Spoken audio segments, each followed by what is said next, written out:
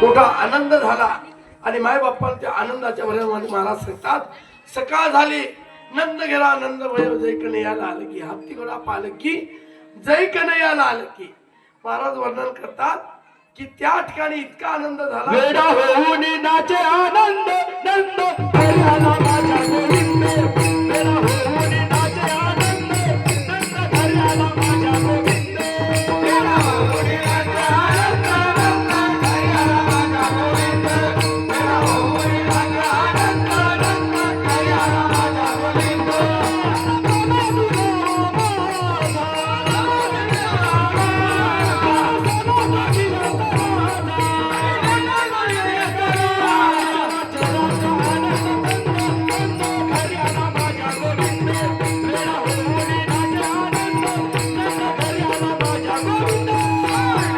आनंद नंद हरियाला माझ्या गोविंदे वेडा होऊन नाचे आनंद नंद हरियाला माझ्या गोविंदे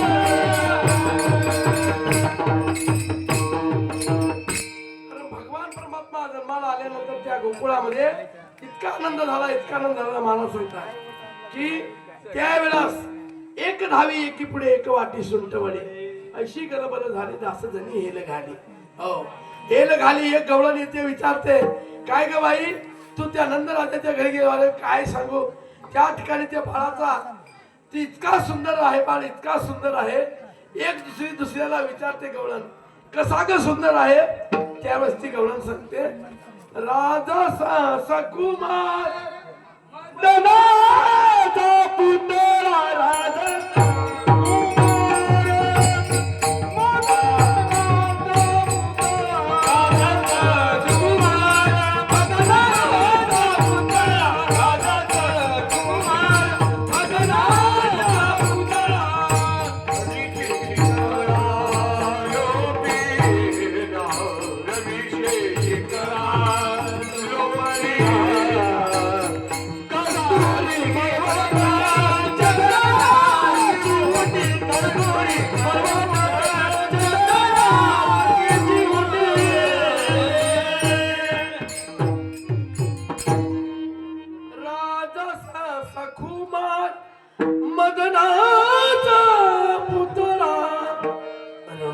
शिकळा लोपली कसं आहे त्यावेळेस ती गवळण सांगते कस्तुरी मला वाटत चंदनाची उटी रुळे माळ जंती वैजयंती राजस सकुमार मदनाचा पुतळा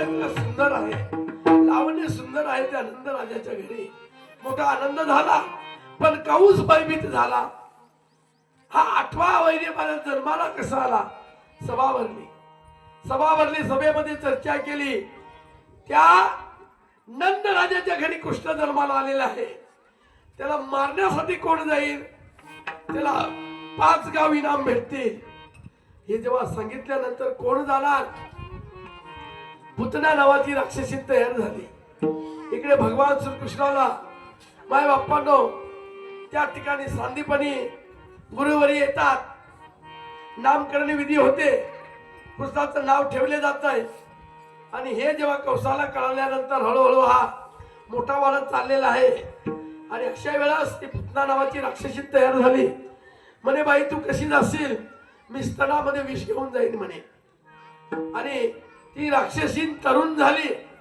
स्तनामध्ये विष भरलं आणि निघाली माय बाप्पानं गोकुळामध्ये गेल्यानंतर ह्या मुलाला घे ह्या घरी जायच्या लहान बाळाला घे पदरवार करून स्तनाला लावावं त्या मुलाचा मृत्यू व्हायचा कारण ती टेस्ट करत होती का खरंच विष आहे का अशा पद्धतीने पुष्कळ मुलांचा जीव घेतला नंदराजाच्या घरी गेली नंदराजाच्या घरी गेल्यानंतर यशोदेला हाक मारली यशोदे माता यशोदा त्या ठिकाणी कोणीतरी नवीन आवाज ऐकू आहे म्हणून बाहेर आली आपण कोण आहात म्हणे बाई तुला माहित नाही का मी तुझी बहीण आहे म्हणे मी तुझी बहीण आहे त्यावेळेस माता यशोदा सांगते मला बहीणच नाही बुवा अगं मी तुझी चुलत बहीण बुवा मला चुलत बहीण सुद्धा नाही कशी सांगते बुवा बाई तुला माहित नाही कोरोना कोरोना आला, ते कोरोनामध्ये बरीच आमच्या गावामध्ये साथ लागली, नंतर तो आम्ही तिकडे पळून गेलो, घाटाला राहिलो. मग आता बघ कळला काय सुधीला पुत्र झालाय नाही का. अशा पद्धतीने तहा तुम्ही तुझ्या पोऱ्याला बघायला आले. आणि त्यावेळेस माता यशोदा सांगते, बाळ आता झोक्यामध्ये टाकलेलं आहे. हो, परंतु भगवंत सांगतो मी झोपण्यासाठी आलो नाही. भगवंत त्या ठिकाणी जोळीमध्ये पडलेला होता, त्या ठिकाणी माता यशोदा काम करते. तेवढ्यामध्ये पुतना नावाची राक्षसीन गेली, झोळीमधून काढलं, पदर आड केला आणि स्तनाला लावलं. भगवंतानी डोळे बंद केले आणि त्या स्तनामधील विस्तार घेतलं, पण प्राण ओढू लागला आणि सोड कृष्णा सोड कृष्णा. त्या ठिकाणी पुतना नावाची ती राक्षसीन त्या ठिकाणी धाड दिशी आवाज आला. यशोदा माता धावत पळत आली, बघते तर काय धिपाड देह डोंगरासारखा पडलेला दिसला. वाचवा वाचवा वाचवा, माझ्या बाळाला वाचवा. आणि अशा वेळेस सर्व मंडळी धावून आली. त्या ठिकाणी कृष्णाला खाली घेण्यासाठी वर्णन आहे की शिडी लावली, आपल्या भाषेमध्ये मारडी टाकली आणि बाळाला खाली घेतलं. हो, आणि त्या पुतना नावाच्या त्या शरीराला त्या ठिकाणी तुकडे करून करून जेव्हा अग्नी दिला, तर महाराज वर्णन करतात की तो मृतदेह पुतनाचा 6 महिने जळत राहिला. 6 महिने जळत राहिला आणि 6 महिने जळत असताना त्याची गावामध्ये दुर्गंधी यायला पाहिजेत होती, म्हणजे वास यायला पाहिजेत होता. पण माय बाप्पांनो काय झालं की त्या पुतना नावाच्या त्या राक्षसीच्या त्या शरीराचा अग्नी दिल्यानंतर सुगंध येऊ लागला. सुगंध येऊ लागला का की भगवान परमात्म्याचा स्पर्श झाला. हो, स्पर्श झाल्यामुळे त्या ठिकाणी पुतनाला सायुज्य मुक्ती मिळाली. विठ्ठल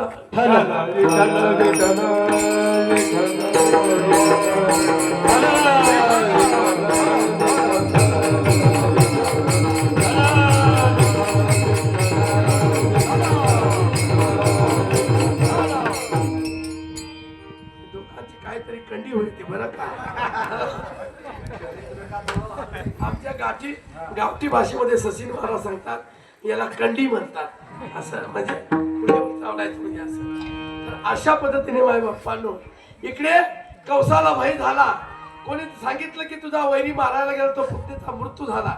दुसऱ्यांदा त्या ठिकाणी कोण जाणार, बाबळ नावाचा भट तयार झाला. त्या भटाला विचारलं तू कसा जाशील, त्यांनी सांगितलं मी ब्राह्मण वेशामध्ये जाईल. एक टांगी धोतर लावलं आणि शरीरामध्ये जानव घातलं, पंचांगण हातामध्ये घेतलं. अशा स्थितीमध्ये हा बाबळ नावाचा भट निघाला. त्या ठिकाणी आल्यानंतर नंदराजाच्या घरी म्हणे, राजा अरे मी बाळाचं भविष्य सांगत असतो, बाळाचं भविष्य सांगत असतो. अशा वेळेस बसायला पाठ दिला. त्याला सांगितलं माझ्या मुलाची नामकरण विधी झालेली आहे, नाव ठेवलेलं आहे, पण अतिथी देवो म्हणून तू काहीतरी सांग. या ठिकाणी माय बाप्पांनो पंचांगण उघडलं. पंचांगण उघडलं, त्या पंचांगणावरती दक्षिणा ठेवली.